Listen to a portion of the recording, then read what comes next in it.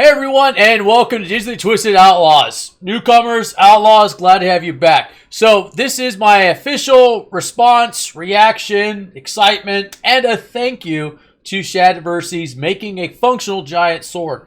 So I'm going to break it down into three parts. First one is going to be a personal thank you to Shad.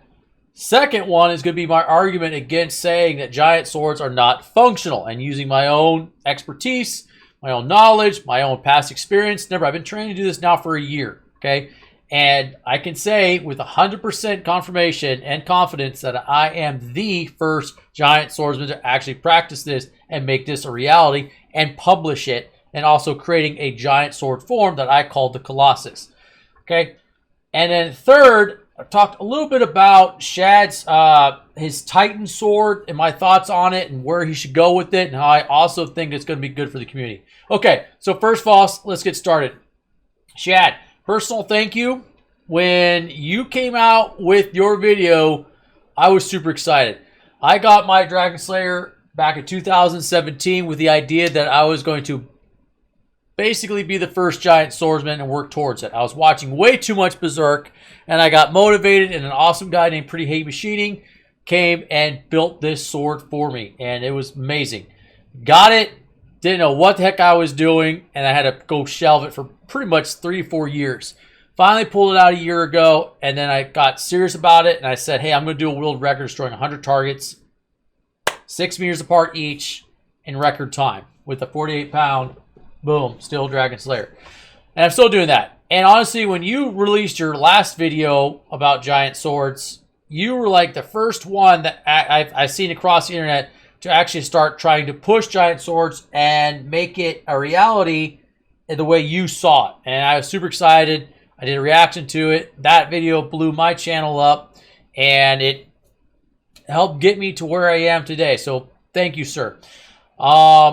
I also think you're doing a fantastic job with your sword right here, that you're opening up the conversation once more about giant swords rather than being a closed book.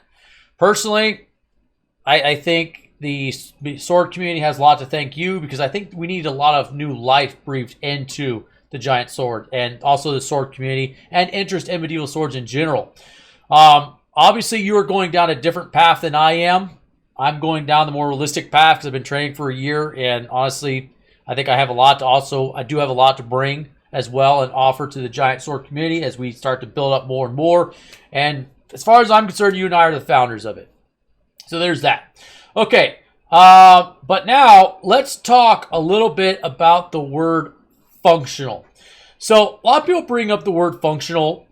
I can say giant swords aren't functional if they don't operate like the HEMA sword manuals or the HEMA attack, whatever. I thoroughly disagree with that. Reason why is because each and every single weapon has its own purpose and has its own function. An example I gave recently was, okay, a stone, carved, whatever, a stone in its regular form is the most oldest and most primitive of weapons, okay? It does not have as much damage output as a nuclear weapon, but a stone could take someone out who is trying to utilize a nuclear weapon. Or for another case is like a channel recently, Todd's Workshop, that used a rondel, which is, some of you guys don't know, is basically a nice sharp pointy dagger, was able to defeat armor almost all across the board when they tested out bringing a Scala Gladiatoria as a guest. And that rondel was able to penetrate through fiber armor, it was able to penetrate through mail, riveted mail, it was able to penetrate through plate. Did that make the rondel more superior and better than any other weapon? No. Did it make all the other, like your bill hooks, your pole axes, your long swords, your crossbows, your longbows, that make it not functional? No, not at all. So I thoroughly disagree with giant swords ever being placed as non-functional. Now, the thing is that no one really has taken on what I have taken on when it came to actually like, hey, is this possible? And the reason why I believe, and I'll place, and I just got demonetized. And reason why is because no one has really understood the biomechanics of giant weapons, our giant swords. And that's kind of what I undertook. And it took a long time, a year. A year ago, I could barely pick up the Dragon Slayer and drop it on the ground. And you can see like here in this gym, I was able to train for it. people often bring up examples of like, well, bro, you got to be like this big, huge guy. Like, check this guy out. He can't even lift the sword up. And it's like, well, the problem with this dude is he doesn't know how to properly lift it up. This guy also for the exoskeleton was using an example. But when you actually watch him utilize the sword, he picks it up and then he just kind of drops it. Wait for it. Boom. The blade hits. It's a small piece of wood. Yeah, he killed the watermelon. It's easy to kill a watermelon. And the blade immediately flips off to the side. Guy has no control whatsoever around the blade. Same thing with the guy, the exoskeleton. The exoskeleton helped him lifted it up, but it also didn't really. He didn't have the understanding of the biomechanics. Like, look at this. As he tries to lift it, he's losing the lower part of his back. His legs aren't in good position, and it's a complete mess. Reason why is because people across the board, especially sword experts, sword masters, they try to take giant weapons and they try to utilize them and lift them as if they were regular swords. You can't do that. You have to utilize full body ballistic movements in order to make these weapons a reality and like actually wield them. An example right here, it's the Quetum.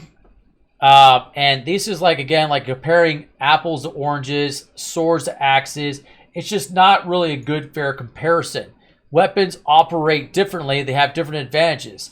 Obviously, if someone's experienced with a weapon, they're going to be effective with it, but they have to fight differently when fighting another opponent with a different type of weapon, vice versa. It doesn't make the axe useless if this guy knows how to use his Y-hander. It's good for stabbing. It doesn't make this Y-hander really less effective for the guy if he knows how to use an axe or doesn't know how to use the axe as well as the guy knows how to use his Y-hander. Okay? So, same case in point. This guy right here is literally taking pins, throwing them into this mat, and penetrating this cup. So I disagree with the whole concept of like, hey, it's not a functional weapon. Okay? One, you can see me here. This is a 45-pound dumbbell. It's not light. Practicing the movements that I then take and I utilize with the Dragon Slayer itself. I do think you should train safely and build your way up, but it's possible. Here's me with a pumpkin, 3 pumpkins, chopping it. Boom, smash the table afterwards, showing that it's actually more powerful and I'm controlling it. We sped it up a little bit, of course, just so, because people have short attention spans. But again, you can see 1, 2, 3 pumpkins smashed right through controlled chaos. And that is 4 strikes in a row. Not that long ago. It was back in October during Halloween. You can also run with something like this. There's me yelling my head off. One more time. Running, chopping it down in one accurate strike.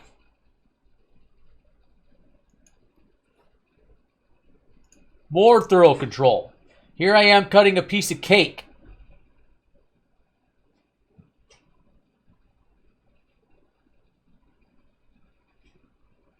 Giant swords, especially when you're utilizing like Colossus moves, takes time. You have to build it up. You have to build the expertise. We didn't just immediately create swords and we're experts at it.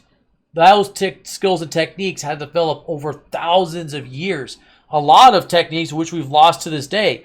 But if we look at LARPs, LARP people, HEMA people, SEA, different types of fighting, they probably recreated a lot of the techniques there. But overall, it took thousands of years to get to a lot, especially like everybody's famous Montante style they like to bring up. That didn't come overnight. It took a long time to build up to it.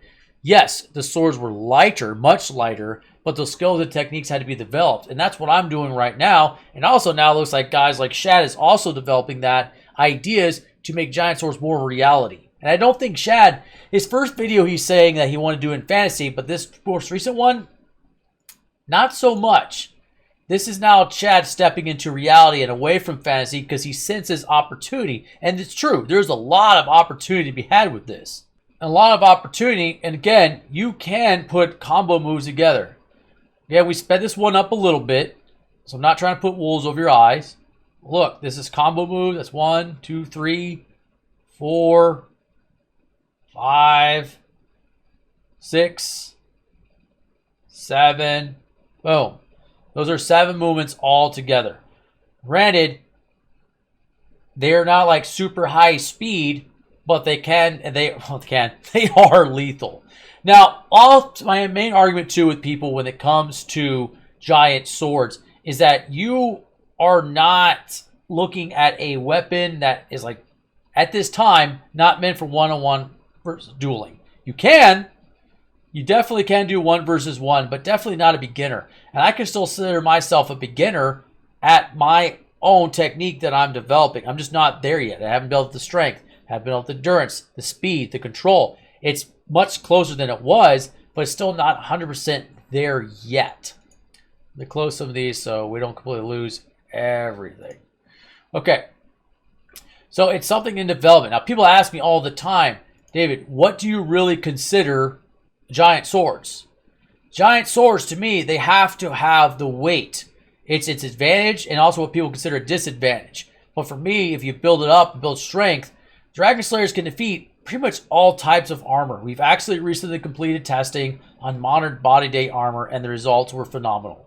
Okay, the Dragon Slayer heavy giant swords are meant to just be devastating weapons. I call them impact weapons because regardless if they penetrate the armor or not, they're going to incapacitate or completely take someone out with a single solid blow. So with Shad's video, again, I think he's developed something fantastic, but I don't entirely agree that this is a giant sword. But anyway, just so you know, I don't really agree that it falls under the category of giant sword. Okay, if this was all steel, that would be a giant sword. Okay, this is a large sword that he's holding in here, but it's definitely not giant. People ask me like, Dave, well, what do you consider the weight capacity for a giant sword? For me, generally around 30 and up, preferably 40, but at least 30, because you need to have a weapon that can withstand a lot of abuse. Giant swords, again, their main advantage, and people consider a disadvantage, is their weight, but also their size and mass. These swords can just deliver a huge beating. They can take impacts, they can deliver impacts that normal weapons just can't. When I utilize this Y-hander against the stump, not like bang, bang, bang, and you can see other videos too where people just beat the crap out of stumps and that piece of wood with regular swords. Some of them hold up, some of them don't. I could bang on wood all day long with this Dragon Slayer. In fact, I probably could get like a cord or 2 cords of wood, lay them all up, sharpen the blade a little bit more, and then chop through that wood all day long. Probably not even sharpen the blade that much because it's wedge shaped, so it just pops through. You couldn't do that with swords. Same thing with the amount of impact. Yes, swords can deliver like stabbing blows, they can do slicing, but when it comes to actually delivering impact movements, they just don't have it. With Shad's Titan sword, I think it's amazing because it's going to open up the community so much to people, but I don't consider it a giant sword. There are some issues here that he's going to need to work through. He may not be aware of it just because he doesn't know, but it looks amazing. It looks fun. Honestly, to me, I call it more like a frame sword or a Titan frame sword, a Titan skeletal sword, just because it's not really a full blade, and he's going to run into a lot of the issues that really people that probably experimented with these type of weapons have. I mean, it's a frame. It's also kind of like a spear, and yeah, it has little handholds you can grab, but the problem with handholds too is that people can grab those handholds much more easily, especially once you've gone through your first 1 or 2 encounters with people.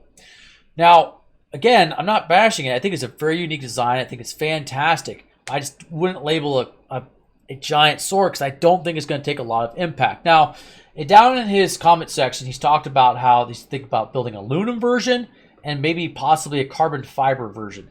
The carbon fiber, I've looked into it. Carbon fiber, depending on how it's made, it can be bullet resistant. Never say bulletproof. Bulletproof doesn't exist. Okay, it can be bullet resistant in certain type of caliber weapons, but it's one-time use and it just cracks, it breaks, it becomes brittle. Someone in the comment section brought up how carbon fiber is used for bicycles. Yes, it is used for bicycles, but it also has a lot of fatigue. It like weighs down, it breaks apart. Now, There is a guy, if you look up his channel, it's called Shadiversity. He actually built a Buster sword primarily out of foam. It has a huge foam base.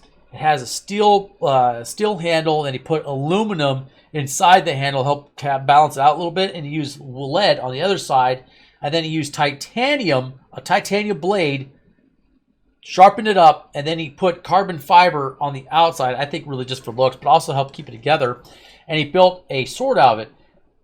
But I still don't call that a giant sword. It just doesn't have enough weight to really deliver the impact that differentiates giant swords from regular swords. Case in point, right here, this is a dummy. It's made out of foam and duct tape. Foam and duct tape should go flying. Watch.